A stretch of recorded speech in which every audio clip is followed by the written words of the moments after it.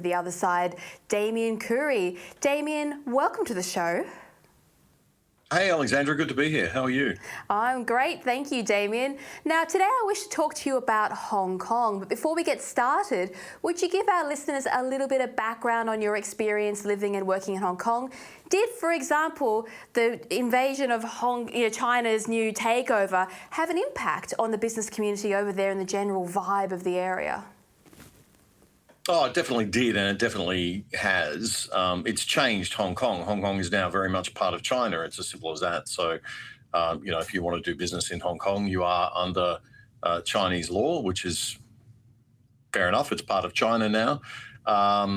It certainly did change for a lot of people. A lot of expats have left. Many have relocated to Singapore.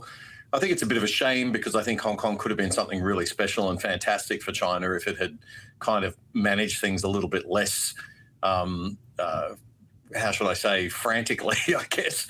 They really did freak out when the protests started and they realised that they couldn't just control everything from Beijing. And I think that communist desire to centrally control things meant that overrode the idea that maybe if we just leave this alone and use it as an experiment in liberalism, we might flourish, it might flourish, we might flourish as a result of it. But unfortunately, the powers that be decided that wasn't to be the case. Yes, so when I was speaking to you earlier, you said that there was a real turning point, and that was the 2008 financial crisis. What did you mean by that?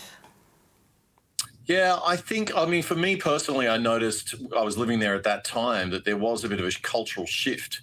And it was a shift in the sense, it was subtle on one level, but perhaps not so subtle on another. And it was basically that I think for the first time, China had always looked to the West as, prior to the financial crisis, as being a beacon of wealth creation.